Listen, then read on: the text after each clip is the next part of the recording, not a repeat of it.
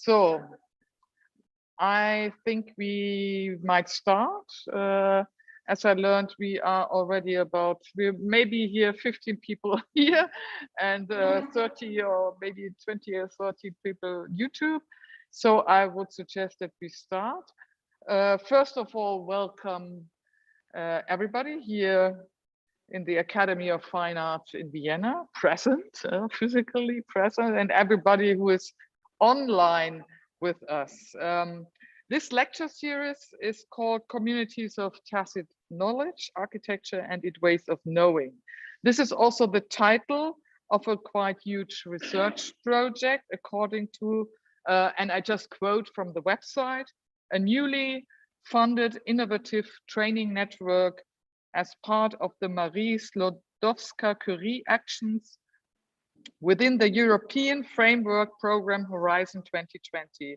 It trains young researchers in understanding the specific knowledge that architects use when designing buildings and cities. Tacit Knowledge gathers 10 major academic institutions, 3 leading cultural architectural institutions, as well as 9 distinguished architecture design offices. So quote end. So one of these academic partners is the Institute for Art and Architecture here at the Academy of Fine Arts, represented by Eva Sommeregger and me. And therefore we thought this might be a fantastic opportunity to combine both the current research project and the annual lecture series of the Institute for Art and Architecture. Within the research project, we usually follow the works and progress of the young researchers. As I said, 10 PhD students, each of them linked to one of the 10 universities involved. But we very rarely have the opportunity to listen and discuss our own understanding of tacit knowledge in architecture. So which I mean the colleagues of the 10 universities in Oslo, Stockholm, London, Delft, Antwerp, Hanover, Wuppertal, Zurich, Milan, and here in Vienna. So in winter and summer term, we will invite always 2 or 3 of them to present their views on tacit knowledge in architecture and discuss them through a dialogue format.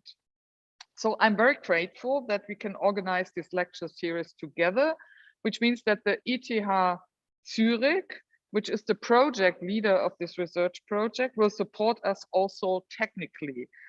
The lectures will be organized always as hybrid lectures, which means that there will be always some people physically present here in Vienna, or at least we hope so. And we also hope that we also have will have the possibility to invite some of the lecturers here to Vienna, but this is all due to the pandemic situation. And the majority of the audience will follow us online via the website of the research project, which is called tacitknowledgearchitecture.com. I think you all have received it already. A YouTube stream will be provided, open to everyone who is interested to listen. So therefore, I really want to say thank you to Martin Rösch and Rico Muth from Zurich, who support us. And here in Vienna, it is Dila Firmicitoprak. She's not visible here, and Linda Lackner, who unfortunately cannot be with us today, to whom we are grateful as well. Thanks a lot for help and support. And before I will introduce our lecturers today, let me say just a few words about tacit knowledge. It's really very brief, and the speakers will give us even more insights to it. The terms tacit knowing or implicit knowing or embodied knowing have been more or less introduced by the 2 intellectuals, Michael Polanyi and Gilbert Ryle, during the 1950s, 40s, 50s. They addressed the problem that we know more than we can tell. A famous example is riding a bicycle. Your body knows how, but it's difficult to explain how you can't tell how you do it. Thus, their fundamental critique on the body-mind dichotomy, which determined Western philosophy since René Descartes, resulted in the distinction between knowing how and knowing what. Knowing what is the explicit knowledge, which you can verbalize very clearly, and knowing how is the knowledge which might be described as intuitive or bodily. So from there, an abstract rationalization might start in a mutual relationship between body and mind. However, this tacit knowledge is also, according in particular to Gilbert Wright, it's also true for intellectual work, which also has a physical and practical dimension. This is the criticism of Ryle. If we assume, or if we would assume that intellectual activity needs an intellectual plan before, then this would lead to a paradoxon, because we never could start to do so, because before we had to plan the planning itself. So therefore, he was convinced that every also intellectual work, any kind of mind work, so to say, has a physical beginning everywhere. And planning, of course, is the key word. Architecture design might be a particular complex, but also typical example for tacit knowledge, a process that has a physical dimension, drawing, model making, and maybe even the walking experiences through spaces, etc., which is at the same time driven and controlled by routines and explicit knowledge likewise, always in this mutual relationship. After some decades where architects tried to rationalize the design process completely, mainly in the 1960s, the so-called artistic and less rationalized design process has become again the center of architectural education and practice. In particular, the way also we practice architecture design here at the Academy and on many other places where architecture, in architecture schools. It is our ideological core, so to say, which we rarely question or criticize. So no wonder that the interest in research on tacit knowledge in architecture has risen, and the research project Tacit Knowledge is just one of these interests. As I said in the beginning, 10 academic partners are involved from whom we want to hear more about their positions and interests on tacit knowledge. And tonight we start with Tom Avermaete from the ETH Zurich. The ETH Zurich is also the project leader, and Lara Schrijver from the University of Antwerp. Lara initiated the project originally by successfully applying for funding for a smaller research project, or a kind of a pre-project financed by the National Netherlands Research Fund a couple of years ago. I don't know exactly the year, but it's already some years ago. So therefore, I'm more than happy to welcome Tom and Lara as first speakers in this lecture series and TACK Talks. And even though you might know them, please let me very briefly introduce them to you. I start with Tom, but even though nevertheless, Lara will start with the lecture. Many of you here in Vienna know Tom Avermaete. He was endowed professor for research in visionary cities at the IKA in 2016 and 17. That's correct. Now he's professor at the ETH Zurich, where he's the chair for the history and theory of urban design.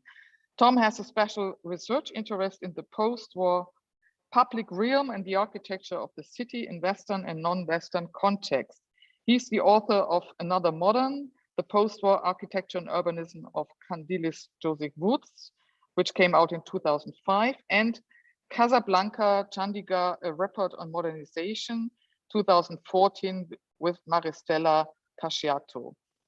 Tom has also edited numerous books, including Shopping Towns, Europe, 1945 until 75, Commercial Collectivity and the Architecture of the Shopping Center, 2017, together with Janina Gossa. Janina also will be one of the lecturers next time in December, and is a member of the editorial team of Oase Architecture Journal, a very well-known Netherlands architecture journal, and the advisory board of the Architectural Theory Review, among others.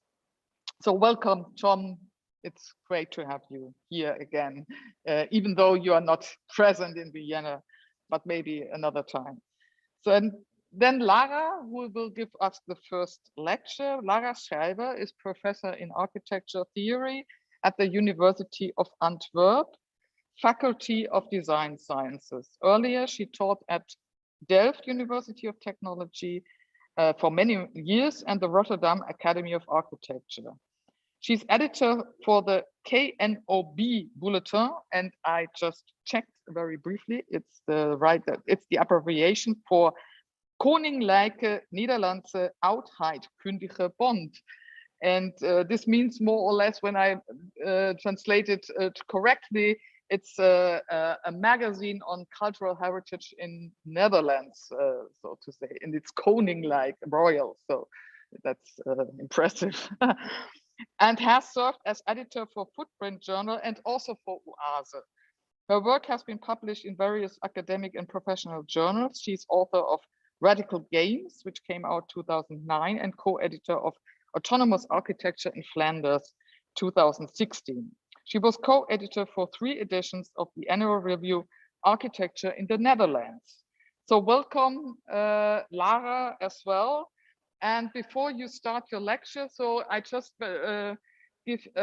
explain to the audience that each of the lectures will talk about 20 minutes, and then there will be a dialogue between two, moderated by Eva and me. And of course, you as an audience are invited to ask questions.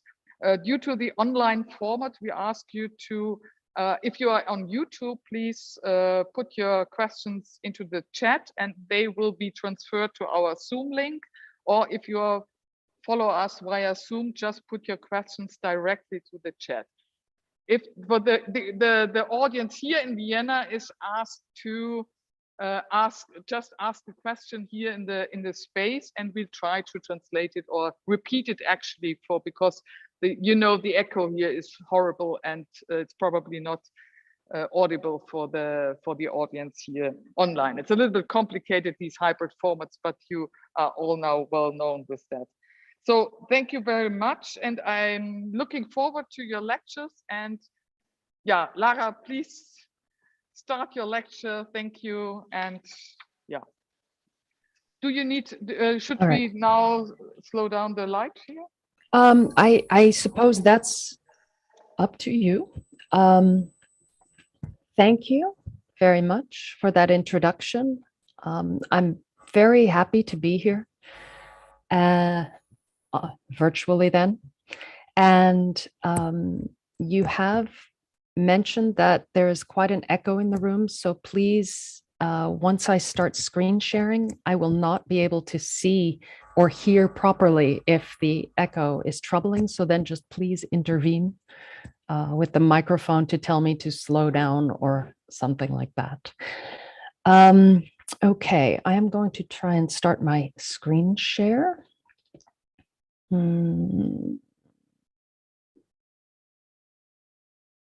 Yes, there, and then the slideshow. So, Tom and I coordinated beforehand and decided to just simply leave one title, Architecture and its Tacit Dimensions. I'm very happy you mentioned this original startup grant. It was indeed a long time ago. It was 2013. And that makes it especially funny in a way to be talking tonight about this, because we have recently finished a first book on this with a number of the members of the team, with all the members of the original tiny project. And that means that we have been talking about this and working together on this for quite some time, and having a result such as a book where everyone has kind of written out their positions on tacit architecture means that it's actually in a way kind of difficult to talk about it now, because we've been doing all those discussions beforehand.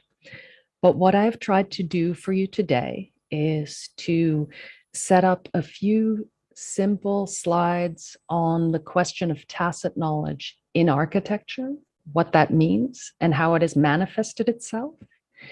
And from there to talk about what it might mean for the future if we begin to more solidly entangle the tacit knowledge of architecture with its material conditions and its contextual values. So to start, the idea of tacit knowledge was already put forward by Angelica in the introduction as what Michael Polanyi called what we can know but cannot tell. And it was set against the idea of explicit knowledge, or what is often seen as codifiable knowledge, knowledge that we can write down in textbooks and that we can give verbal definitions to. It could be seen as a reference, the idea of tacit knowledge, and I'm going to stick with that first, could be seen to refer to hidden understandings, to local and contextual assumptions. And this idea of the embodied knowledge would also refer to the knowledge you need to be able to produce yourself through your own physical skill.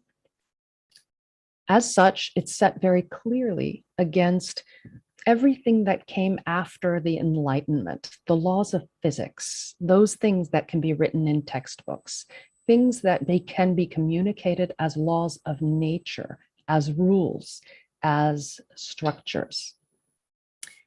And the interesting thing that was tried to bring, what Ryle and Polanyi were trying to bring back, is an understanding that to know is not just an abstract knowing, but is also a physical, local, contextual, practice-based, developed form of knowledge. And on that level, one might suggest that it also turns back to older forms of knowledge, things that sit in convention, in the hidden, in the body, in rituals, in the magical. Now, what is interesting about this in the 1960s is that in a way it's contrasted to all of those things we felt we had gained from scientific knowledge. Things that we knew for certain were now added as not, were now amended as not perfect and not complete. And this, I think, is what drives the current interest in tacit knowledge.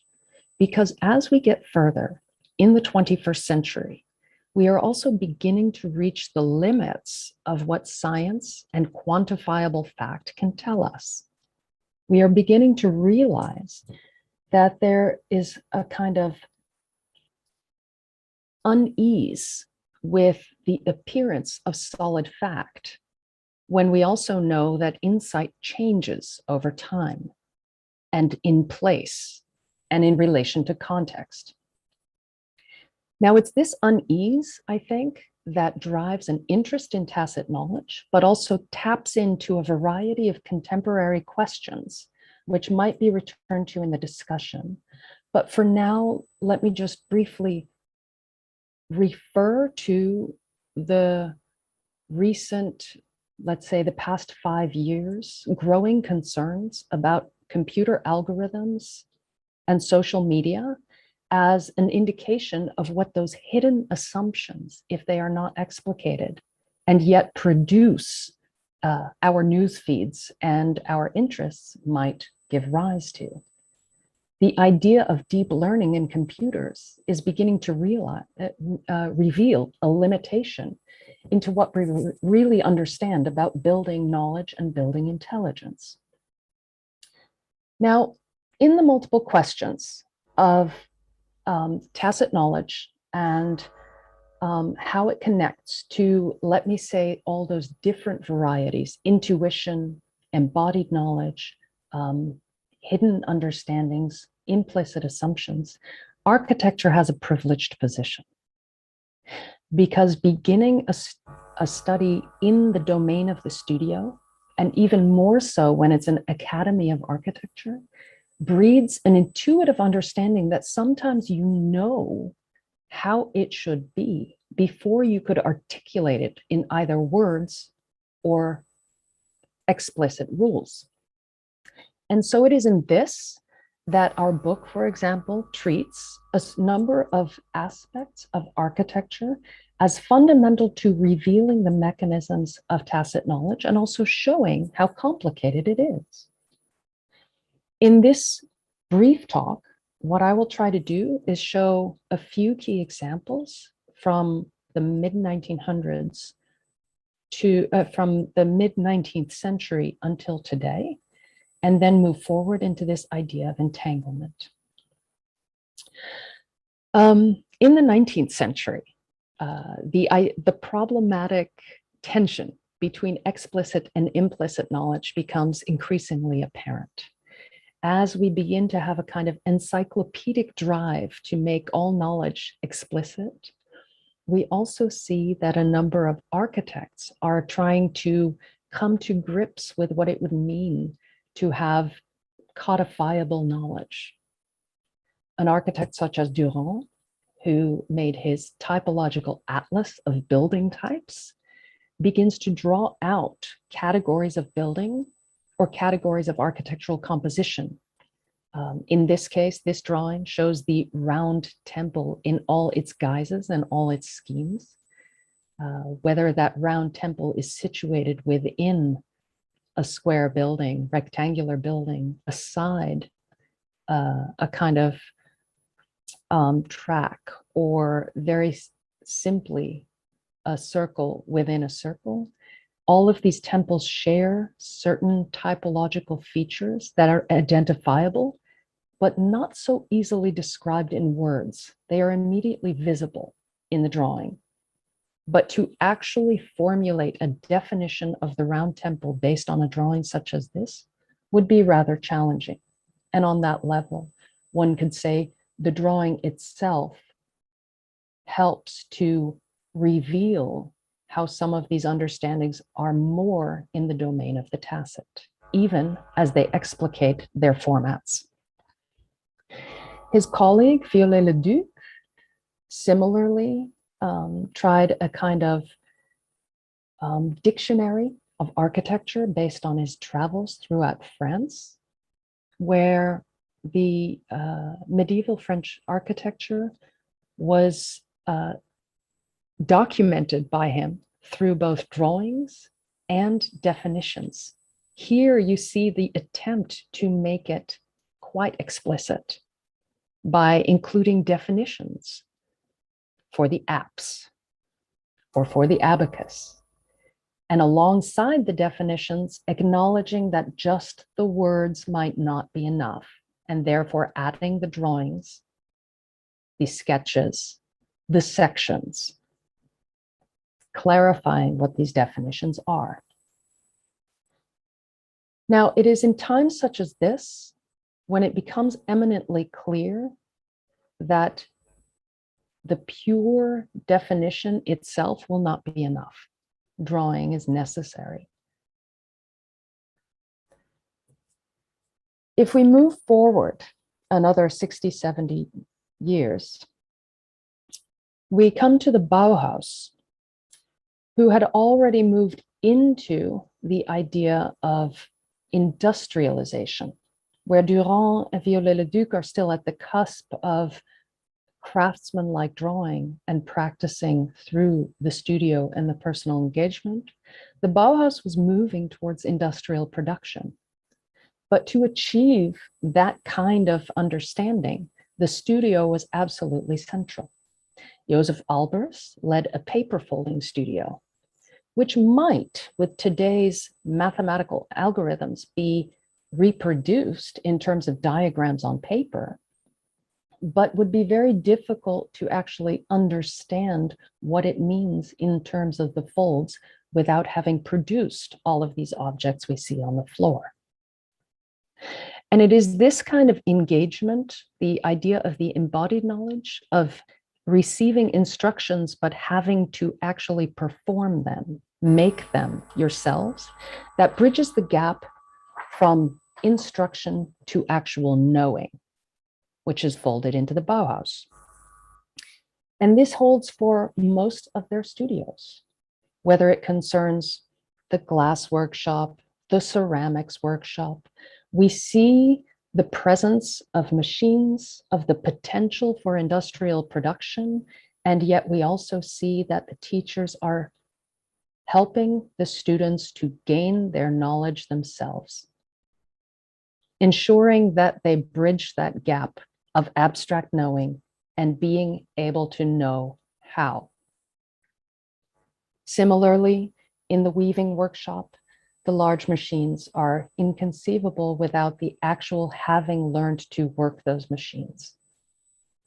Now, from the 19th century to this kind of 1920s Bauhaus atelier, there is a first shift of early industrialization, which means that these tacit dimensions of actually making things themselves are still in relation to physical machines. But that becomes increasingly difficult in the later 20th century and in our times today.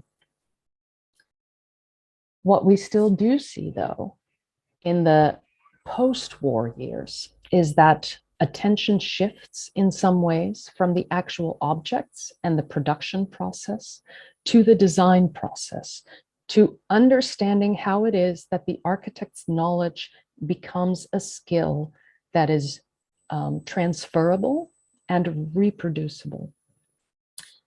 On that level, it becomes the design process. Now, this is in the wake of the 1970s in America, when the first round of professionalization of architecture schools arrives, much as we have had in Europe also over the past 20 to 30 years.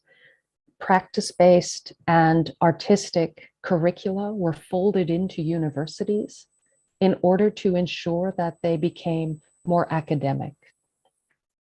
These are domains that were called at some point the minor professions because they did not have that high intellectual standing that hard sciences had. And there was quite a contested and heated debate on whether fields such as management organization, computer programming, architecture, art even had a place within the university. But there are examples of architecture exercises and approaches that show precisely how we could use those architectural skills in order to gain better insight into these tacit dimensions of architecture. This first example from Oswald Matthias Ungers is one of the Wochenaufgaben, a series of exercises that he would give to his students, where most of the program remained the same throughout the semester. You see over here the program of a house, and the square meters would remain the same. The number of rooms would remain the same. But each week, there would be a kind of new focal point.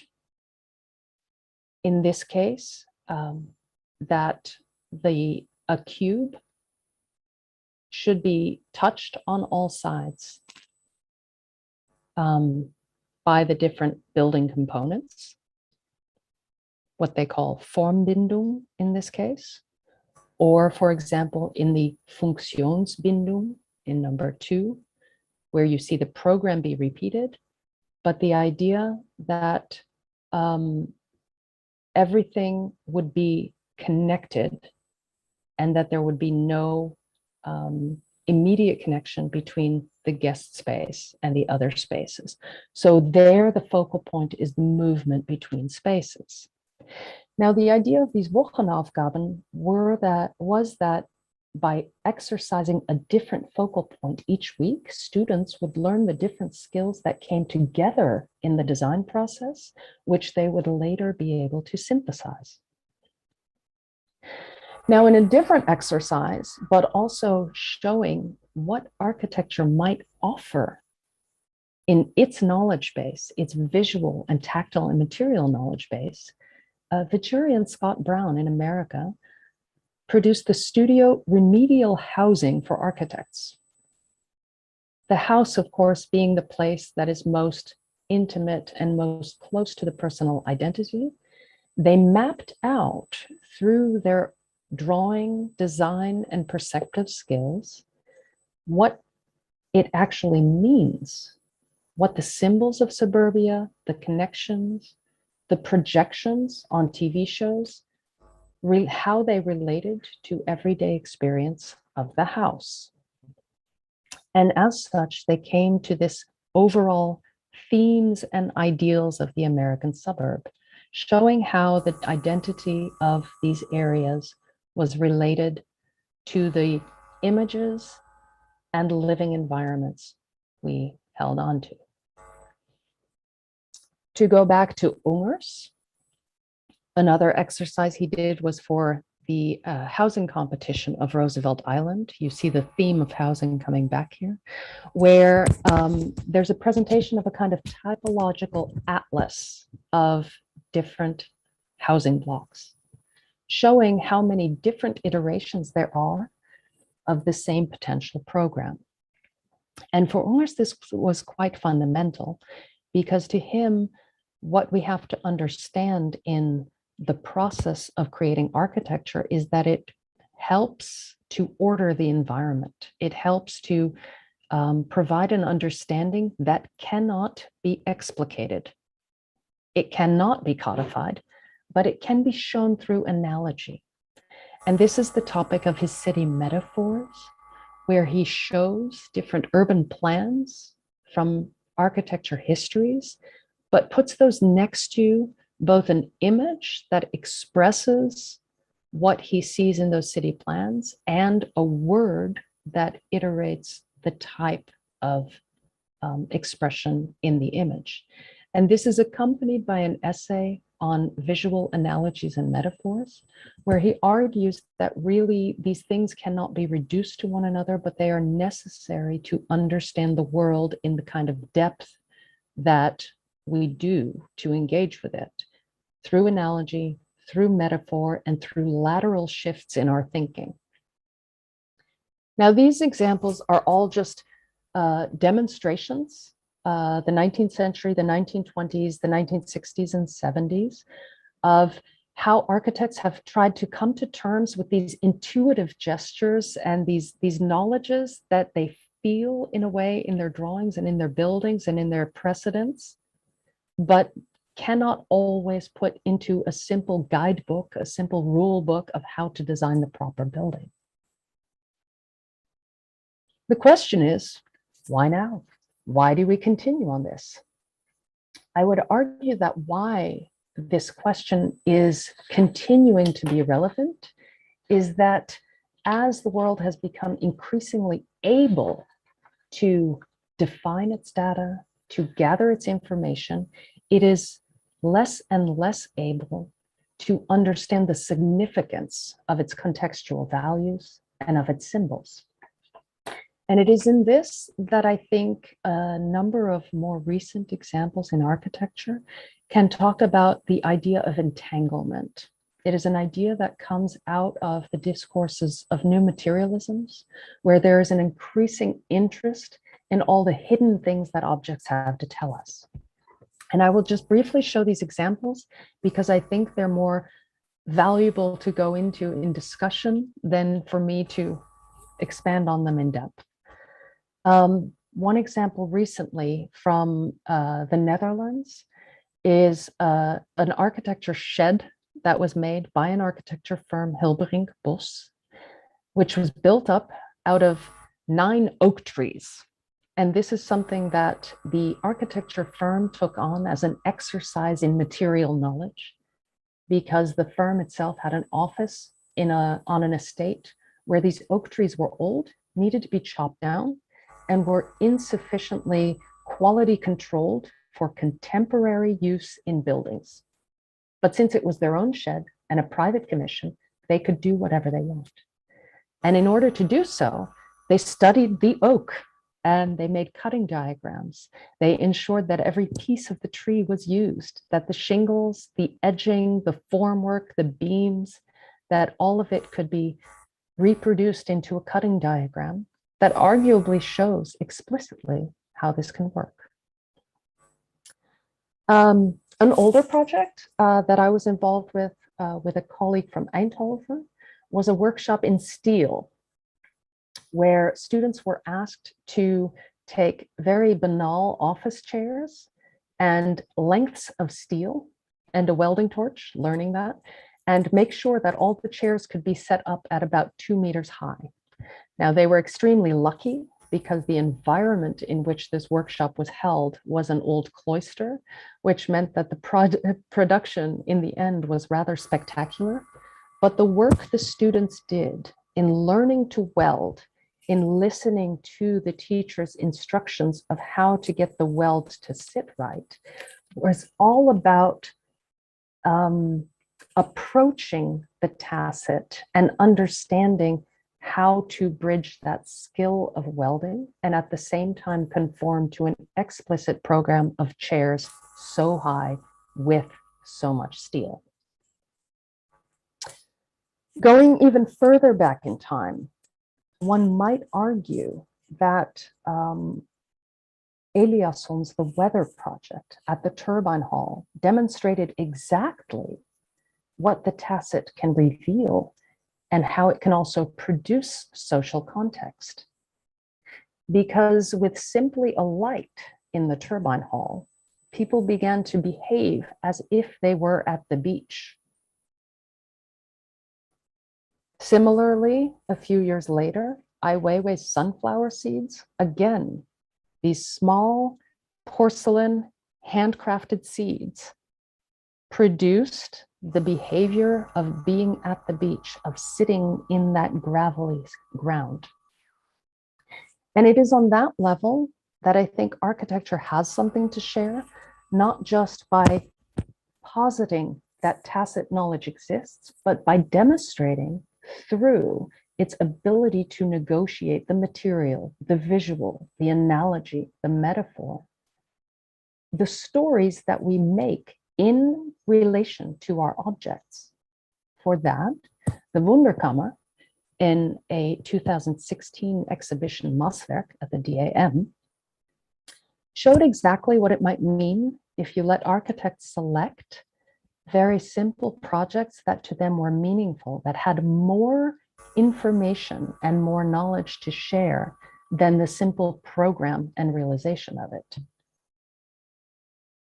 And then finally, with which I hope that I am nicely within the time slot, I wanted to share two images from the Feral Atlas, a recent project by Anna Tsing, who has taken a kind of encyclopedic approach to the contemporary, but tried within that to make space on her website, theferalatlas.org, for not just the explicit definitions of objects, but also the stories, the maps, the ideas that show exactly all of those constellations around our modern objects, rather than just the explicit things themselves.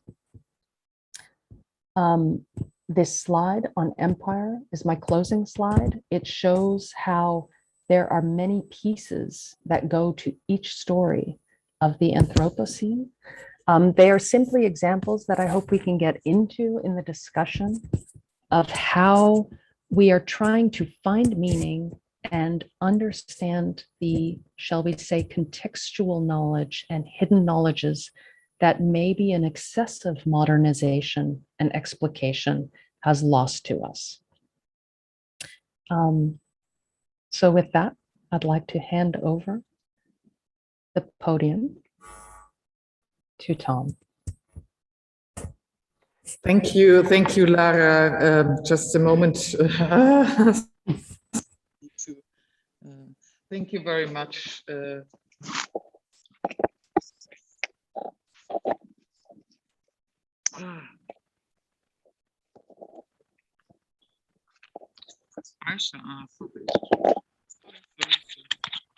We have barely even talked about how. Tom, maybe. So thank you very much.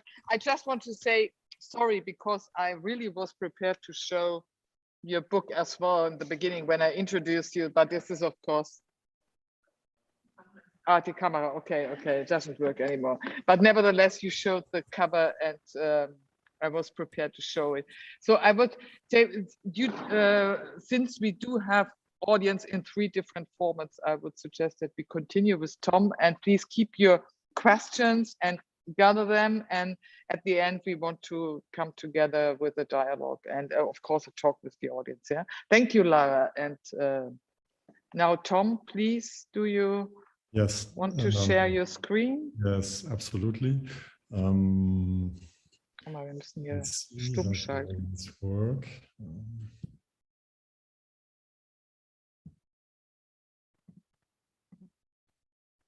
Now you should see my main screen, is that correct? Yeah, good. Well, first of all, thank you, Angelica and Eva, for the introduction. Thanks, Lara. Pleasure to be together here and to talk together. And I would also like to send a warm greeting to my former colleagues at the Academy in Vienna. I'm sure that some of them might be there, and also some students might be there as well. As you can see, I did coordinate with Lara on the title of our lecture, and as you will see, there is even more coordination maybe than we expected.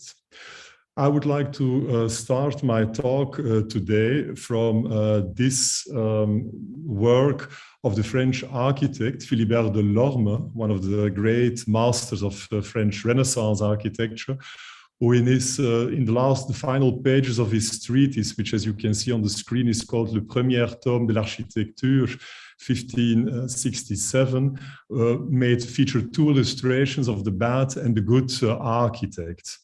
And the bad architect is represented as somebody who is not receptive for the visual, the auditive or the tactile impressions. He is depicted without eyes, without mouths and hands. And he seems to be, let's say, deprived of all individual sensory impression. If you look at the right, you see the good architect, according to Delorme. And here this is an architect who does have eyes, who does have a mouth, who does have hands, so who is tactily informed, let's say. But even more importantly, it's also an architect that engages into a dialogue with one of his pupils and who seems to transmit knowledge, let's say, as well. Delorme's depiction of the bad and the good architect illustrates, in my mind, how tacit knowledge, both understood as a knowledge that is gained through sensory experience or is embodied, and as a knowledge that is non-explicitly or non-textually passed on to others, has always been, I would say, at the center of conceptions of architecture and of the architect. So I would like to argue here to you that tacit knowledge has a very, very long pedigree, has a certain kind of perenniality within our field, within the field of architecture. It is very often considered at the core of architecture and has been used, for instance, to delineate architecture from other disciplines. Think, for instance, to delineate architecture from engineering. So many architects and theoreticians have argued that particular forms of tacit knowledge are specific to the field of architecture, and even claimed that tacit knowledge is at the core of architecture, of the discipline. Surprisingly, however, and that's one of the arguments that I want to make today, is that we know very little about tacit knowledge in the field of architecture. Tacit knowledge, to my mind, has been covered under a sort of mysterious veil of artistic or individual expression, I would say, which has prevented architects and researchers alike to reflect more profoundly upon the character and role of tacit knowledge in our fields. It was most probably the critic, Rainer Banham, who most adequately qualified the general status of architectural knowledge and tacit knowledge in specific, when he wrote in his essay, A Black Box, The Secret Profession of Architecture, I propose to treat the architectural mode or presence as a classic black box, recognized by its output, though unknown in its contents.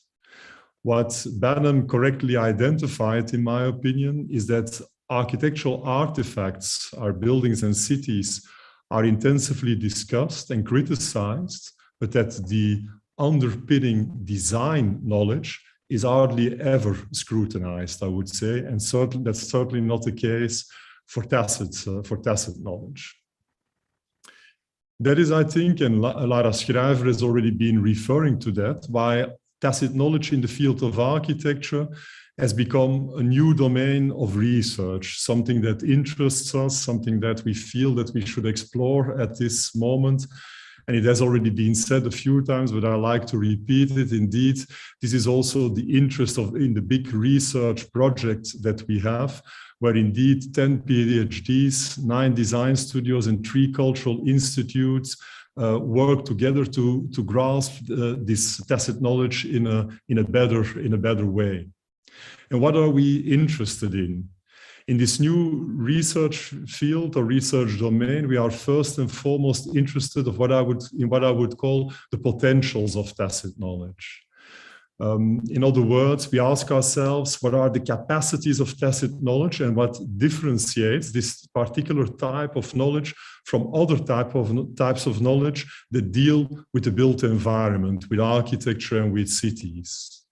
We are interested, for instance, in how tacit knowledge complements other forms of knowledge in architecture education. Also, Lara was already referring to the Bauhaus, for instance.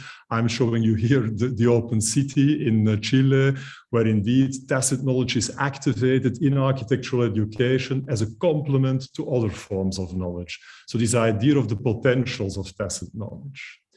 Secondly, I think that we are also very interested in what I would call the roles of tacit knowledge. In other words, which roles does tacit knowledge play in architectural culture? We want to explore how shared tacit knowledge plays a key role in discussing and in evaluating architectural projects. Think, for instance, about a grid. This is a grid within the context of the SIAM, how this tacit knowledge creates a community that is looking at projects and is evaluating projects. But we are also interested in how tacit knowledge allows for the creation of alliances between architects and other actors who are involved in the design process. This is an example of Frank Lloyd Wright, who formed a sort of alliance with 2 of his commissioners, Ronnie and Ronald Riesly, to develop his ideas on the city. But of course, tacit knowledge also helps to construct alliances between architects and non-architects, for instance, on the construction side. Here, Lina Bobardi, with one of the constructors of our Museum of Art in Sao Paulo in Brazil, where a sort of tacit understanding of what this building should be, of what the materiality of these buildings should be, created these new alliances, a community of tacit knowledge, as we call it as well. And we're also, I think, interested in what I would call the vectors of tacit knowledge. In other words, how is tacit knowledge passed on from one actor, from one person to the other person? And then, of course, we want to explore how drawings, for instance, are these transmitters of tacit knowledge amongst architects, but also amongst architects and other actors in the built environment. Or the role of writing in transmitting tacit knowledge between several actors involved in the construction process. I'm showing here a very well-known example of Brazilian architect and urban designer Lucio Costa, whose writing, accompanied by a few rudimentary sketches, indeed founded a new city, the new capital city of Brasilia in 1956 in Brazil. Or how indeed the model or even buildings are vectors of tacit knowledge. These are, I think, important issues to explore. We are, of course, in this new research field also searching for the specificity of tacit knowledge in the field of architecture. Tacit knowledge operates in various fields, but I think we are very interested in what is now the specificity of tacit knowledge in the field of architecture. And one of the specificities I would suggest is that tacit knowledge in the field of architecture often has a collective character. In many other fields, it is held that tacit knowledge is a very personal and individual matter. In the field of architecture, though, it seems to me that tacit knowledge also has a strong collective dimension. And this collective dimension results, in my mind, in 2 important characteristics of tacit knowledge in the field of architecture. First, that tacit knowledge seems to create in our field communities of design within an architectural office, communities of education within the context of a studio in an architectural school, but also communities of realization, we could say, between architects, constructors, and craftsmen that together realize a building. So this idea of a collective dimension of tacit knowledge, that is, I think, one of the reasons why we called our research project Communities of Tacit Knowledge. But there is a second outcome of this collective dimension of tacit knowledge in our field, and that it seems to me that in our field, tacit knowledge is articulated along a long-lasting set of frames of thoughts that are shared by many, so sort of knowledge frames that are shared by many people and that operate through time within architecture. And I'm calling these collective knowledge frames, I'm calling epistemes. So let me try to introduce you a bit into these epistemes that are, in my mind, very persistent in the field of architecture and that time and time again re-emerge in this field of architecture. In order to illustrate these epistemes, I'm going in the following minutes to focus on one of these vectors of tacit knowledge, namely on architectural drawings. And I'm going to look at those architectural drawings that are made at the very, very initial moments in the design process, the moments that are about the analysis of a territorial or urban condition in which an architect will be intervening. Many architects maintain that this moment of analysis is a very exploratory and open phase in the design process. But what I will try to suggest to you is that the contrary is true, that this analysis of a particular condition is colored, is defined by particular tacit epistemes that emerge and re-emerge in our fields. The first episteme, and here I concur with what Lara Schrijver was saying, is the episteme of typology. The episteme of typology refers to the study of types, and type, as you can see on the screen, is defined in the dictionary as a number of things or persons that are sharing a particular characteristic. Indeed, when we go back to the 19th century, the early 19th century, we see that for architects and educators as Jean-Nicolas Louis Durand, that one of the first moments of analysis was indeed working through this episteme of type. Durand illustrates in his Recueil et Parallèle that churches from various time periods and across geographies and scales can be understood as belonging to the same family of occurrences in the built environment. For Durand, as you can see on the screen, particular modern and Gothic churches belong to the same typology because they share a set of spatial characteristics, the tripartite division, the axiality and the symmetry of the church make them belong to one particular type. But what Durand was doing in the 19th century would reoccur in the middle of the 20th century, when indeed the lens of typology reappeared in the Italian architectural and urban debate, amongst others in the work of Saverio Muratori, who you see on the screen here, who reinvented or reinvigorated the episteme of typology in his studies, for instance, for Venice, or as you see here, Firenze, Roma, and Genova. In this comprehensive historical analysis, indeed, the evolution of types would become very important. So a first episteme, the episteme of type, as a tacit episteme that is time and time again from the 19th to the 20th century informing the knowledge of architects. The second episteme that has dominated, in my mind, architectural thinking and practice in the 19th and in the 20th centuries is phenomenology.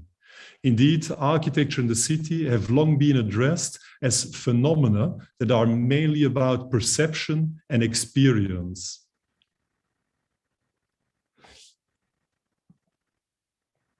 An early example of this episteme is to be found in the Histoire de l'Architecture by the French architectural historian Auguste Choisy. Choisy, as you can see, analyzes the Acropolis in Athens. However, this is not done from a typological perspective, clearly describing the spatial composition as Durand would have done, but rather from the multiple perspectives from which the Acropolis is experienced. So in contrast to Durand, the focus is now really on the movement, which is represented, as you can see, by perspectives on the top right, and indeed by a diagram that shows us how we move through the Acropolis. The same sort of tacit episteme was re-emerging in the 20th century, when British architect Gordon Cullen, in his well-known book, The Concise Townscape, indeed offered the critique of the rational and open model of modernist urban planning, and made a strong plea to recuperate the urban experience into the architectural idiom. And that's what you see to the right, where it's represented Westminster Abbey, as you can see, but now not indeed from a typological perspective, but from the perspective of experience. When I move around this Westminster Abbey, I will get a variety of views, a variety of perceptions, let's say. A second episteme that seems to be very dominant. A third episteme that I want to introduce to you today is the episteme of semiology, also an important episteme used to approach the built environment by architects. Now, I'm not looking upon the built environment from the perspective of type or from the perspective of experience, but from the perspective of science, how the built environment can be read as an assemblage of science. Already in the early 20th century, Konwajiro, a Japanese architect and designer, illustrated the power of this episteme by analyzing each item in the built environment, not from its material qualities or from perception, but as a series of signs of modern times. Konwajiro baptized his study of everyday space and life as modernology. The same episteme was activated by Venturi and Scott Brown in a study that Lara Schrijver already referred to, the study Learning from Levitan, where Venturi and Scott Brown looked at this very mass-produced scheme of Levitan, a company town, which consisted of standardized houses, but did not look at these standardized houses from a typological perspective, but looked at the signs that were added to this standardized built environment by their users. Looking at, indeed, the symbolic decorative attachments, the wagon wheels, posts and rail range fences, coastlines and flagpoles that were becoming a sort of standard appliqué of the middle-class American homes, as they were calling it, and reading these additions as signs of the good life, as signs of an ideal of suburban life. A fourth episteme that I would like to introduce to you is the episteme of praxeology. In the field of architecture, there exists a long tradition of approaching the built environment through the ways that it was practiced, the way that people perform. In this episteme, the manifold practices of dwelling and building are at the center of attention. And also here, we see that there are various takes on that. A first example is Bruno Taut's Die Neue Wohnung, with the subtitle, it should be certainly deconstructed from a gender perspective, Die Frau als Schöpferin. It's a good example of this episteme, where indeed the diagram is showing the different steps that should be taken in order to prepare the meal, and is assuming that architecture is the counterform for this particular practice. And within the same episteme, but from another intellectual perspective, are a set of studies that appeared in the 9 Congrès International d'Architecture Moderne, the so-called CIAM, in Aix-en-Provence in 1953. In this main platform of the modern movement, architects were showing how indeed the most poor of living environments, namely the shanty towns or the so-called bidonvilles, they were practiced. In the image to the right-hand side, you see how the difference, how they were practiced on the one hand during daytime, and on the other hand during nighttime. Again, understanding the built environment as the frame, and as the platform, but also as the substance of the practices of dwelling. Another episteme in my mind has been quite important and can be considered in addition of the previous epistemes that I've illustrated is that architects have tacitly been looking at the built environment as the expression of materials and technologies. I would propose to call this episteme, and it's a non-existing word, the episteme of materiology, the logos of matter, I would say.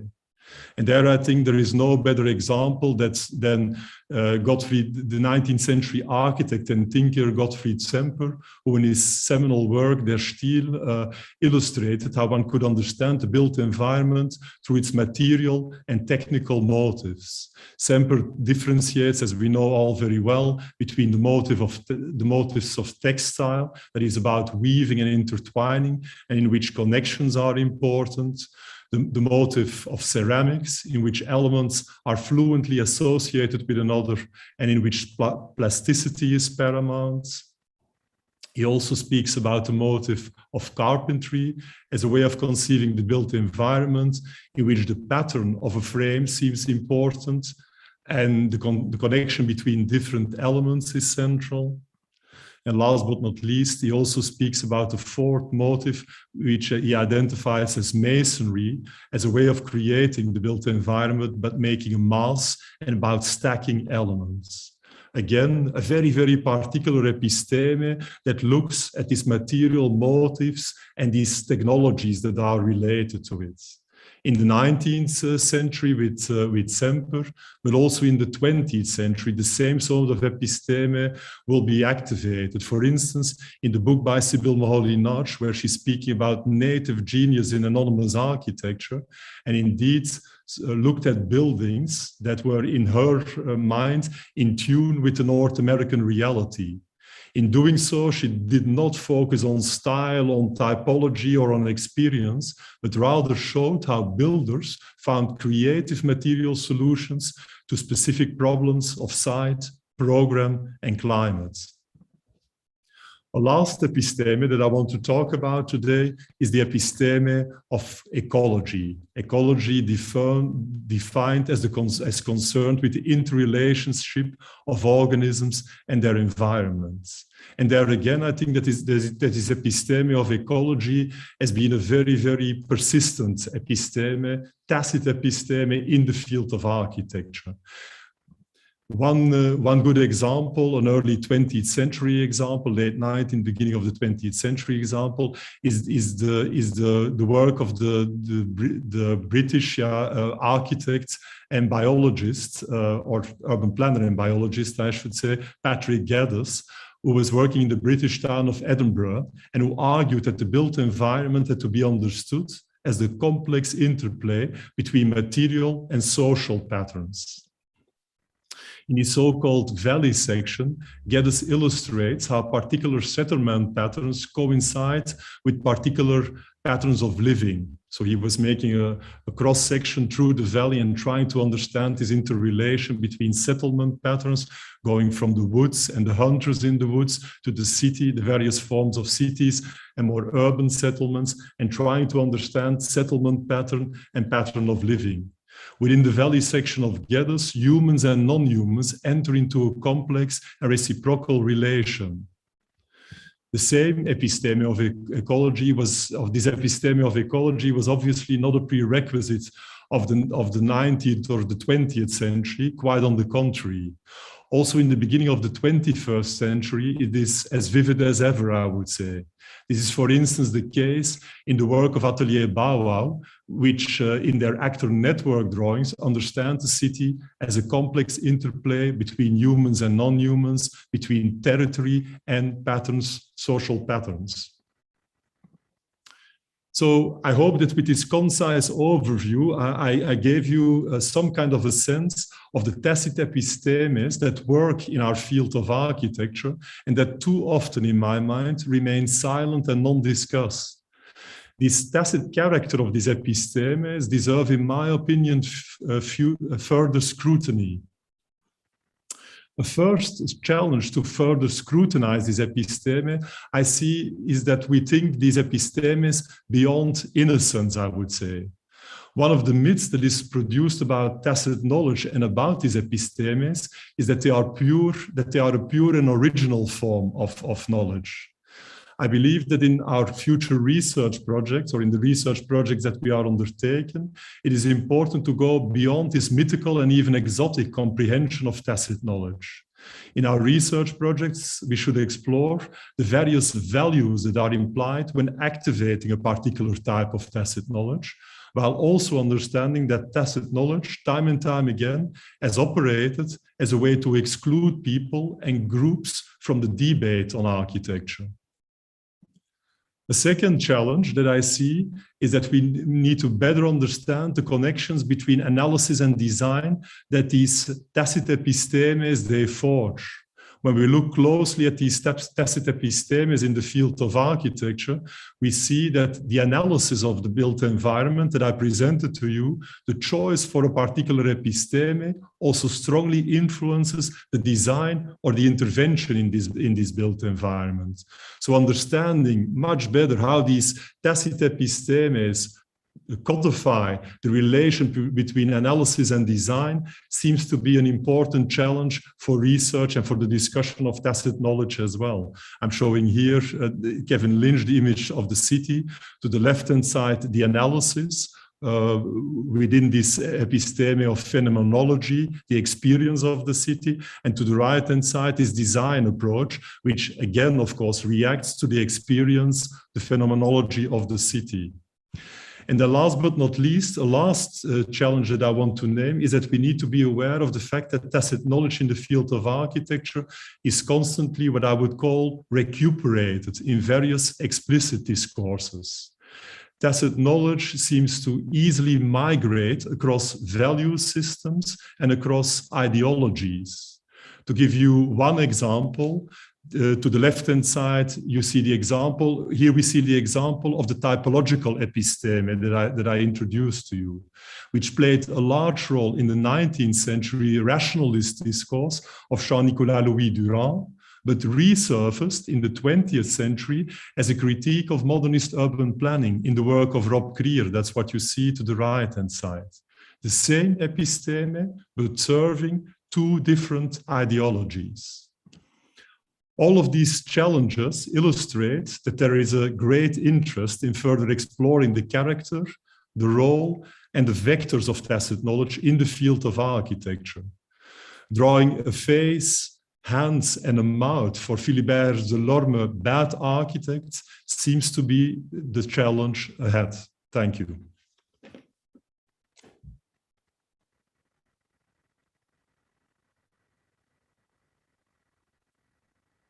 Angelica, we don't hear you.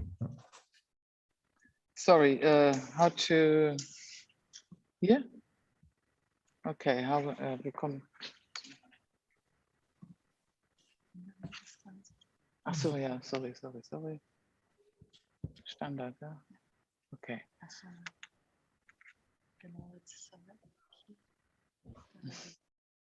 So, okay, thank you. So sorry, that's technology is tricky. So thank you very much, Tom, and thank you very much, Lara, for this fundamental and a basic introduction into the topic of tacit knowing in architecture, which helps us a lot. And I already want to ask you as audience, if you have already some questions, don't hesitate to ask already, because we are a little bit behind. So, but nevertheless, I would like to take the opportunity to ask you both also maybe a more basic question or something which has to do with the term tacit knowing itself, because you both describe tacit knowing as an ambivalent condition, or it has ambivalent or even oppositional characteristics. On the one hand, it seems that you both described it as a potential, as you said, Tom. It is something which is always done in architecture, or there is a dimension which is maybe always has been suppressed because it is not valued and appreciated as a very potential creative tool in architecture. And on the other hand, it seems that it has also the meaning of suppressing itself, something which might be suppressed in architecture, which you, Lara, you talked about that what is hidden in architecture, and Tom, you talked about the black box or the epistemes, which more or less are not discussed and hidden or suppressed. Of course, always seems like maybe it's too maybe you won't agree, maybe this goes too far, but there is something, yeah, as I said, ambivalent with this topic, which is described as very potential, great potential. On the other hand, it seems that it also suppresses potentials, or does it hides potential. So maybe you could just explain this ambivalency, or do you agree, or maybe you would like to explain it more? I don't know who wants to start. Yeah. It's there is no rule tough. about that.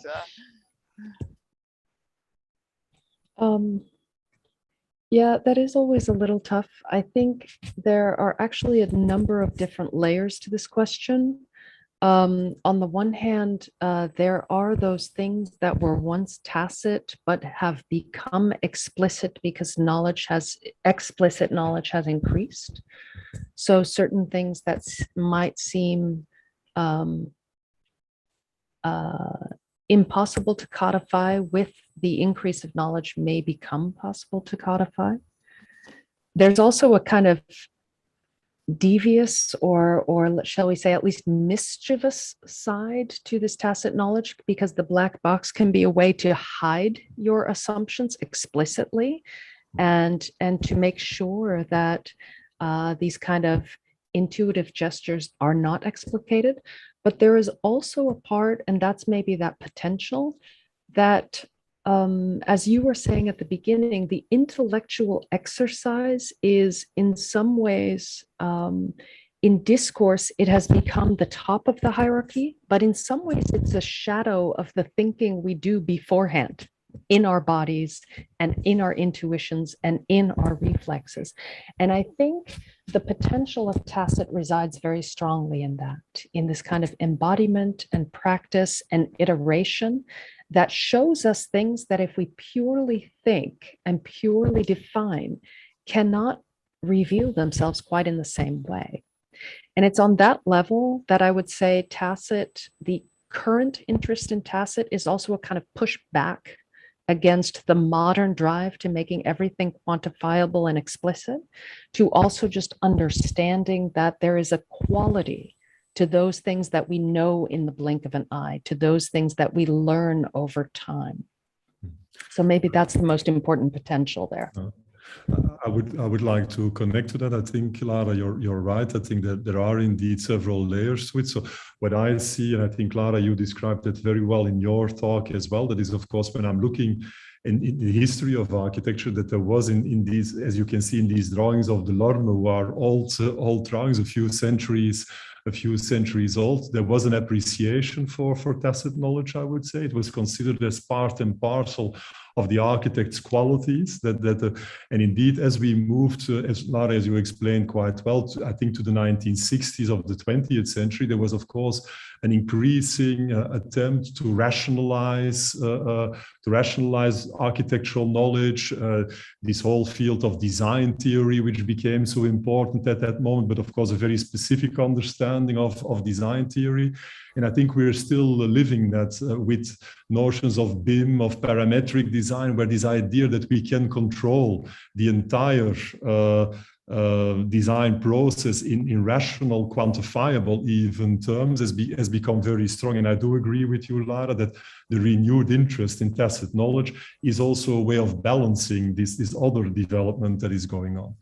I wanted to add one more layer to that. And the reason why I'm speaking so often about these epistemes is because I think one thing that I also realize is that there is a certain kind of, from the designer's perspective, also a kind of naivete vis-a-vis the tacit knowledge that we are activating, let's say.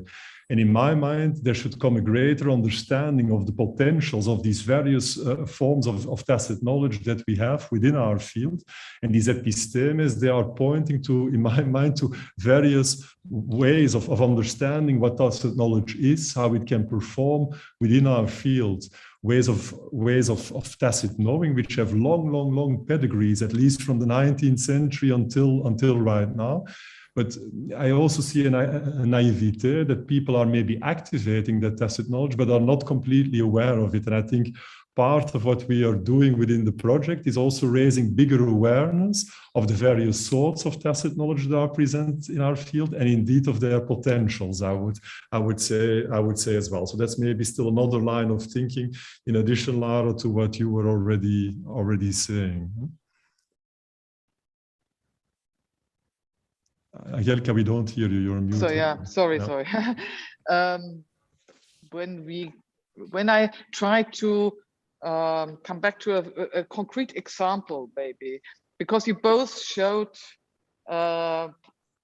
plates from Durand, who is on the one hand a typical example of someone who wanted to rationalize the design process completely, because economy was in the center of his design process, and what is more rational than that, or more efficient, or something like that. On the other hand, his drawings, or the basis of his drawings, were very banal. It's very trivial. It's not very creative. But would you say, because you, Tom, you also, after Durand, you showed also plates from Choisy.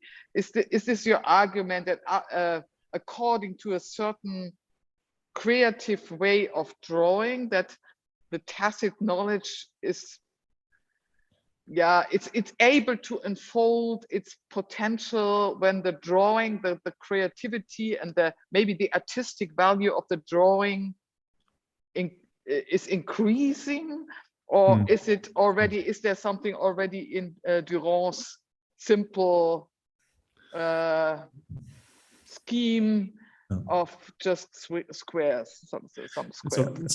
Something that I didn't talk about today, but I think Lara was actually saying that at certain moments that there are, of course, ways of representing, of drawing, in other words, because drawings are one of these factors of tacit knowledge in my mind. And when you say, how do we pass on tacit knowledge within our field, within architectural culture, I think that drawings are in their various declinations, so going from simple sketches to more sophisticated and precise drawings. I think that tacit knowledge is passed on through drawings. I mean, for me, these are one of the main vectors in our field of tacit knowledge. And what I do think is that these different epistemes, they come with different types of drawings. You could see, of course, that Durand's drawings, they're very, very different from the drawings of Choisy, indeed, or very different from then the drawings and collages that Venturi and Scott Brown are making in this more semiological reading of the built environment, let's say. So I do see a sort of resonance there between the drawing as a tool to pass on tacit knowledge and the type of tacit knowledge that is passed on. And I even think in Durand's case, I mean, he's of course combining in the plate that I showed with the different churches. Let's say he's combining Gothic churches, modern churches, combining that all in order to make a sort of association, which I think he could only make with this type of drawing. The association is at the level of composition, obviously, of compositional principles, and it's an association that is maybe difficult to bring in words, but when you see that drawing, you understand that association immediately. Let's say it occurs quite directly, quite intuitively, I would say as well. And I think that that's the power of his drawing, I would suggest. Lara, I don't know what you think about that. Well, no, I mean, I think that's actually, I think the drawing quality itself shows a lot. Those round temples I have, there's a certain emphasis on particular cuts that re-emphasize the roundness. The contrasts within the walls and the interiors are very strong. But since you brought in Venturi and Scott Brown, I also want to say it kind of plays into that question of metaphor and the visual thinking of people. So where Durand shows this big collection, and in the collection and in the amount of things put together, you begin to form this kind of pattern seeking over the drawing. What's interesting with that image you showed on the signs and symbols, the Levittown, is that suburban cartoon, because Venturi and Scott Brown in the next step split it up between the literal representation and the metaphorical representation. So you have speech bubbles that show curving street, and you have a thought bubble that shows riding off into the sunset along a hillside. So they are actually adding yet another layer, not just showing what there is, but also what it means. And so I think a lot of these techniques, you're right, Angelica, that Durand is a kind of strange example because he's trying to explicate things. But in a way, he's also trying to do that with an acknowledgement of this kind of ambivalent position where the round temple or the church or the combination of horizontals is also an open-ended series that could be added to. Sorry, but you also showed, I remember, Lara, that your example of Durand was followed by Unger's not directly followed, but later on you showed Unger's Roosevelt study, or how was it called? Roosevelt Island study, which on at first glance looks very similar to Durand's drawings, but then you added this visual metaphor of this analogy as a kind of an extra activity which has been added by Ungers, but it is not part of the drawing, of the first drawing itself. It is something that has Ungers wanted to activate this specific capacity, which was, to me, is not in the drawing itself already. True. In the Roosevelt drawing, it is not present, but, and this maybe goes to that issue of the literal and the metaphorical that Venturi and Scott Brown are showing. We have these drawings that are buildings that represent compositions, formations. The Roosevelt Island also is a kind of open-ended series. You see series of blocks that are formed in different compositions, and you can add to that series by taking away blocks, adding blocks, all within that framework. Now that is the literal expression of all those typological possibilities. Ungers, in his mind, sees that as an expression of something we are trying to also bring to it, a kind of order in the world. What I like about the way that the Venturi split it up, and what I like about the visual analogies in the metaphors of Ungers, is that it allows us to separate the object as it was built with an intention and the object as it is received and used, because that allows us 300 years down the road to rethink what the thought bubble might be or what the analogy might be. I mean, his porcupine with a kind of medieval city is a very particular combination. And what it shows is a richness of human thinking, but it's not necessarily connected. And on that level, I think that's something maybe that we have gained since the 1960s, even if we tried maybe a little too hard to open up the process. There's an understanding that the literal thing and the metaphorical thing might sometimes coincide, but sometimes not. Tom, do you want to add something to it? Because otherwise, I think Lara explained it quite well. I think indeed this when I'm looking at particularly at the combination, let's say, of collages and drawings of Venturi and Scott Brown in this learning from Levitan, which I find a much more interesting, I must say, study than learning from Las Vegas. I do think that there is an enormous attempt to capture indeed this, I think, first and foremost symbolic dimension of the built environment, which you couldn't capture, I think, with any other means, with the means of Durand or with the means of others of Choisy. You couldn't capture that, but with their way of doing, you can capture that.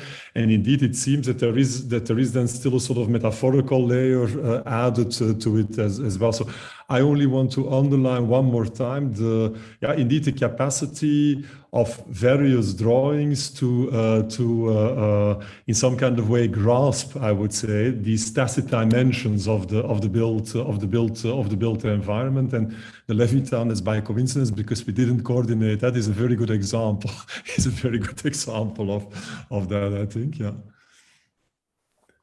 I think what you also talked about, this relationship between analysis and design, is something which really has to explore in architecture. There is even another example, figure ground, for example, which is also a technique which is at the same time introduced by Colin Rowe as an analysis technique and a design technique. Yeah. And if you analyze an urban plan according to the figure ground scheme, then you already have excluded some parts of the city which are characteristics of the city, which are crucial in a ways, like sound and dirt and cars and so on.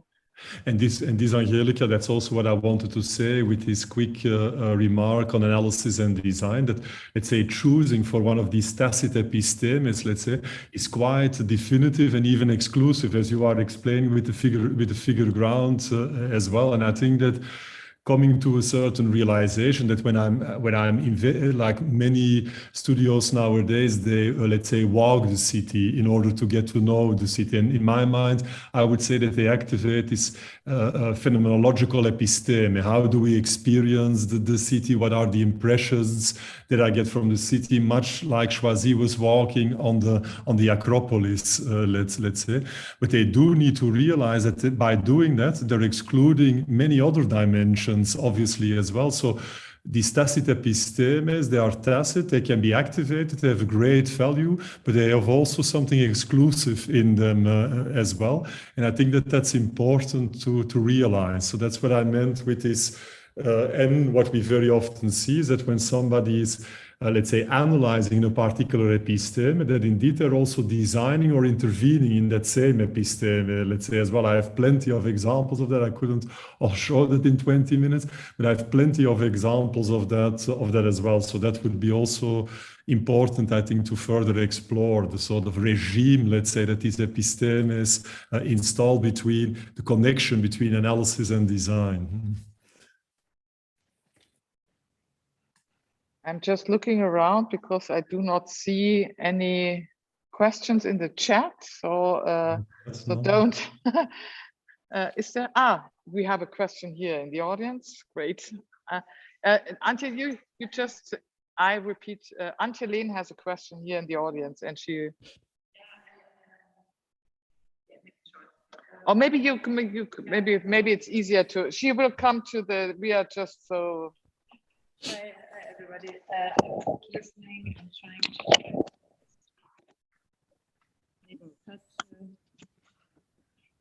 to. You made such a picture actually of the whole research area, and I was wondering of the aspect of the dynamic change of tacit knowledge, which is based on experience, in the process of education in one way, and then also in the process of communication. Because you showed some images from the Bauhaus where there was this teaching event from Albers was holding paper. So there was the transfer of knowledge by experience. So the students then know, because they learned from learning by doing, and then in the next step they become architects, and they're confronted with people who don't know because they haven't had the experience. But then how do they communicate with these people? So I think it's such a dynamic, constant change in then maybe these architects, let's stick with these Bauhaus educated architects, they are confronted with people, they plan for people, customers who have different tacit knowledge of using the city or using the environment. And so how can we bridge that gap? So the constant communication about, there are certain groups who have a certain tacit knowledge, concerned with architecture, of course, but some are concerned with design, and some are concerned with using architecture. And I think that's so interesting that in one moment you learn by experience, and the next moment this knowledge becomes abstract again or explicit, and you draw it up. And then it's like Tom mentioned, this kind of insider group knowledge of all the architects who have had this education, and it's impermeable for people who are outside. So I think that's quite a fascinating piece of the whole research, and I wonder if you're also handling that in one way. Thank you.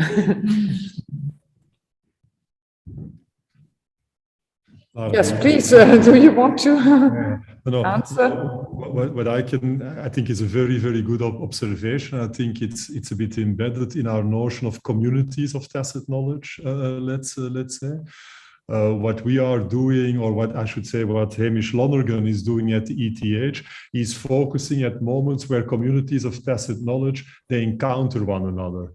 And one of these moments is, for instance, within architectural education. And one of these moments is, for instance, the moment that freshmen, new students, they come into the school, for instance.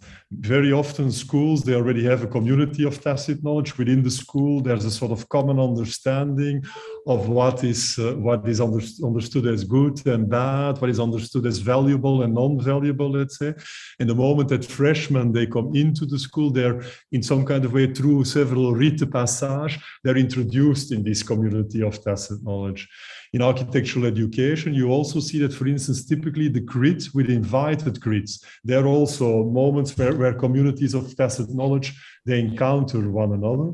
So I think you're completely right that these are, on the one hand, we see that there are moments of confrontation between these communities of tacit knowledge. On the other hand, you see that these communities of tacit knowledge, they are very dynamic and they need to be constructed and reconstructed. So one of the, let's say, hypotheses that we held when we were defining the bigger research project is also that time and time again, around specific projects, communities of tacit knowledge are constructed amongst architects, commissioners, constructors, craftsmen, let's say, who jointly construct a certain kind of understanding, generate a certain knowledge, generate a certain value set, let's say, that is important as well. So I think you're completely right that this is a very, very dynamic field in that sense. Lara, do you want to add something? No, I think this is actually quite sufficient.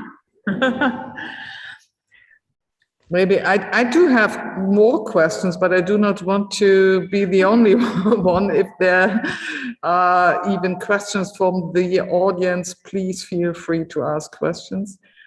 I was interested also to come to the research topic, the research question, or the research project, or how to do research on tacit knowledge from a methodological standpoint, so to say. If is it actually that research on tacit knowledge reveals, or the goal is to reveal the hidden biases, or is it actually the only goal or the only possibility to explain what is hidden, but not to reveal the hidden? Or is it both? Or because these are two different approaches and two different goals. Well, I think in a way I would probably aim first at what Tom just called awareness. So being, say, increasingly aware of which elements are either tacit epistemes that you're working with or the habits of school. We talk about a lot about school formations in Europe. And that awareness might not remove bias, but it will at least reveal, say, the mechanisms that you're used to working on. So it's an awareness of convention. And being aware of convention may also make you more competent in questioning whether this convention for this particular issue is appropriate. I don't know. I mean, this is a question that has been running as long as the network has been running. How much can we explicate of the tacit? I think some of these things may simply remain tacit, but more insight as knowledge that we cannot codify. And perhaps that in and of itself would be helpful to the many students in our curricula to be self-aware of what they can do, but not necessarily know. Or not know, but codify, explicate there. And that, of course, Lara, we need to say that, I mean, if the intention is in this bigger research project to raise the awareness, that awareness can be raised along different paths, let's say. And that's what we also, I think that's maybe also interesting for the audience. That's what we also see in this bigger research project, is that people, of course, take very different paths from looking how, let's say, more historically, how tacit knowledge has functioned, let's say, to really work in a more experimental way by activating tacit knowledge right now, to reenacting moments in which tacit knowledge played a very important role. So I think that that's also one of the challenges, that most probably, let's say, the very standard ways of doing historical or theoretical research, we also need to, let's say, expand that toolbox a bit, let's say. What I see happening in the research of most of the PhDs that are involved in the bigger research network is that they are really, of course, still doing a bit of archival research and doing a bit of oral history, but then expanding that with a new set of methods, let's say, which I think indeed is not about revealing or uncovering tacit knowledge, because that would almost be a contradictio in terminis, I would say, but it's indeed about better understanding what I called in the beginning the potential of tacit knowledge, the role of tacit knowledge, and the vectors of tacit knowledge. For me, these three, so the potential, the role, the potential understood is what can tacit knowledge do more than other types of knowledge, or different than other types of knowledge. The role, what sort of role does it play within our architectural culture? Why do we time and time again return to tacit knowledge and then the vectors, indeed, what is in some kind of way making tacit knowledge travel or allow us to construct a community of tacit knowledge, as Antje Staal was just asking about before. What are these? Is that just a spoken word? Is this indeed the architectural drawing? Is it a model? And so on. And I think that it's more about more understanding how this tacit knowledge operates and the function it may fulfill, than uncovering the tacit knowledge. Because as I said, I would find that, to be very honest, a contradictio in terminis, to uncover or to explicitate that tacit knowledge. But at the same time, I do think, going back to that question of the patron, say, not just the internal disciplinary conversation, I think there's a certain level of coming close to what you mean in description that can be used in engaging with, say, just informed lay people. A client or a patron of a building might have indeed a very clear sense of use than, and much more so, in fact, maybe, than the designer. And at the same time, in discussing these things and, for example, using historical precedent, an architect can also begin to share some of these tacit and historical knowledges by showing them in different diagrams, by showing them in different compositions. So it's not perfect, but it does begin to communicate, and it does begin to build that community, I think.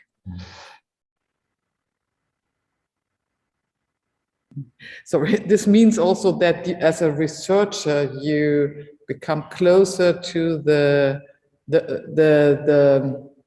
subjects and also the methods which you observe, which is always a critical relationship, but this is a part of the challenge, so to say. Yeah? That what you said, to expand the toolbox, the methodological toolbox, which is. And I think in that sense, it's also good for the audience to know that the people functioning in this research project, that they are working very, very close with the architectural officers in order to understand what is happening, let's say real life as it were. And I consider that a very important aspect also of the project, this proximity. This proximity, and as Lara was saying, I mean, indeed not abstractly thinking about it, but thinking about how this functions in real life. Let's say, how do we bring this? How do we migrate this tacit knowledge from one community of tacit knowledge to the other? Let's say, Lara, as you were explaining, by making diagrams or by I think are very, very important issues, let's say, to understand how this is functioning in architecture. Yeah. Maybe just to explain more in detail, all the early stage researchers, that's the term by the EU, they all have to practice in architectural offices. This is part of the whole research project, and also in these cultural institutions. So in order to also explore maybe new ways of researching the topic. Yes, are there any questions by the audience? I don't know. For those who have overview over the YouTube audience, are there any questions? Yeah, okay. We have here the live audience is more active. It's Michael Hirschbichler. He is at the moment guest professor here at the ETH. Hello, thank you very much for the presentation. I'd have a question concerning the definition of tacit knowledge. Like taken very literally from Latin, it would be schweigendes Wissen in German, like knowledge that does not speak. And understood in this way, maybe Durand, for example, would still be speaking, very much so. Like in a book publication, it's about explication, it's about communicating, and the drawings are also coupled with words and categories. So I'd be interested in maybe drawings could still be tacit, but in, let's say, deeply or truly tacit knowledge, which is not aimed at communicating. So what could that be, and how is it acquired? Like, would it be, I don't know, collective experiences, emotions, feelings, but things that also as architects that somehow define who we are and what we make, but which remains silent and which cannot be put into a book publication and spoken, communicated? That's an interesting question, because then we're going very deeply into the kind of literal, things that cannot be spoken. For this research project, we're building a little more on Polanyi and Ryle, because they make that kind of distinction between the intellectual articulation and the things that we know how and we can kind of come close to by description, but not break up into the kind of chunks that tell you how to do something. And there's a whole series of examples for that. That you can understand the concept of humor, but not be able to tell a joke, that you can know the rules of chess, but perhaps not be a very good player. But there's also an additional one that Polanyi has that goes beyond this, which is more of what you might call a kind of diagnostic knowledge, an ability to see a very diverse constellation of things, and out of that be able to distill what the condition is that you're looking at. He talks about this in reference to doctors and symptoms, but also in terms of facial recognition, that we recognize faces not because we can exactly explain which eye, which nose, which mouth, but because of the constellation. Now, I think those things we can come close to in drawings, diagrams, descriptions. If you were really going to talk about that pure subjectivity of tacit knowing, then I guess we're going back into that idea of the creative process that we know historically as a kind of ground for diseño or for craftsmanship. But you were suggesting that there can also be a community in that. And I'm not quite sure how to situate the one with the other. And I don't know if I've answered your question with that, but I find it a very interesting kind of thing to speculate on further. Maybe I just want to add that in German, it is tacit knowledge is not translated to schweigendes Wissen. It is translated to implizites Wissen, which maybe makes a difference for you. I don't know.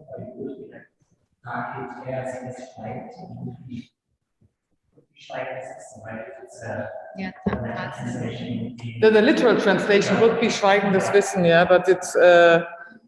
I know that it has not been officially not translated to schweigendes Wissen, but to implizites Wissen.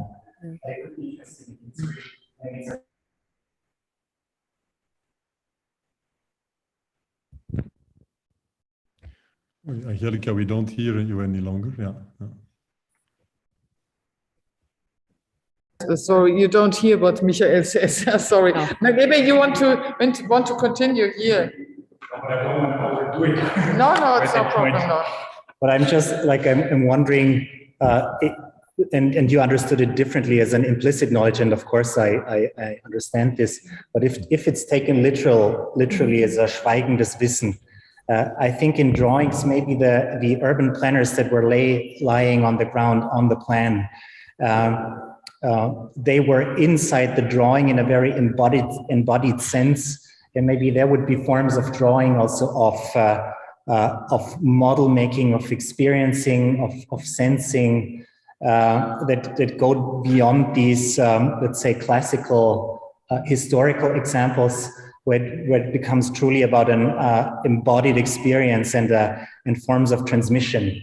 And maybe I did a lot of work on New Guinea and the traditional culture, which is of course also architecture and art, and that they would never make a drawing in the sense of a plan, but they're in collective experiences. For example, things would be transmitted which could not be spoken, they can only be performed or materialized in objects. And maybe buildings themselves are also tacit knowledge, because buildings are not, it's also a point of discussion if they can speak, but let's assume there are certain, I don't know, architecture parlante in these things, but if the stones themselves cannot speak, like a knowledge that is truly embodied. And I think also in drawings that are not aimed at communicating something and conveying something in a book format, but something beyond that. I think that would be, at least to me, would be a highly different form and an interesting question what that could be, and like to find examples of those that go beyond that. I do think that is in part what the Feral Atlas is trying to achieve, to kind of have many layers of information, and some of it might be written or communicated in a book form, but some of it might be a song or an animation or a sketch or something. So there's a certain reintroduction, I think, of myth and magic and ritual through this kind of dimension, and I think that's closer to the kind of thing you're talking about. Yeah. I would maybe also like to say that, so I think, of course, when we speak about this tacit knowledge, it seems to me that there is a sort of scale, let's say, on which you can understand this tacit knowledge. from knowledge that is indeed completely embodied in the person, to knowledge that is also interiorized, let's say, to knowledge that is exteriorized, as it were, as well.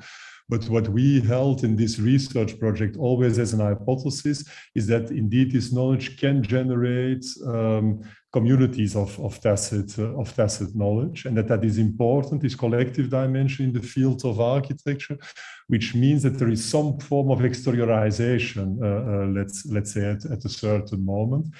And this form of exteriorization, even for me, it's even difficult to think about, let's say, a drawing that is not meant for communication. Let's say, I think that the majority of drawings in the field of architecture, they are taught for communication. But I do agree with you, of course, even having worked a lot with people like Atelier Bauer and so on, that there are drawings that are more, let's say, about embodied knowledge, where you create the knowledge almost in the drawing, I would say, while drawing with several people on that drawing.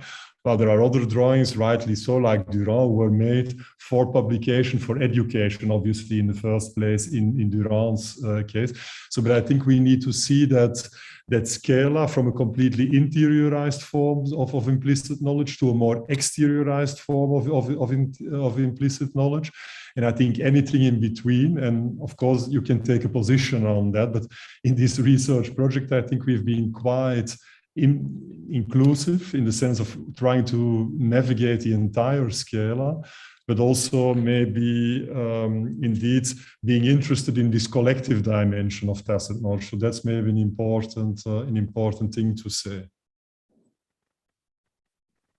Maybe Tom, maybe I can take your words as the last words of this evening, and there are many open questions or left open questions for the next lectures and the next lecturers.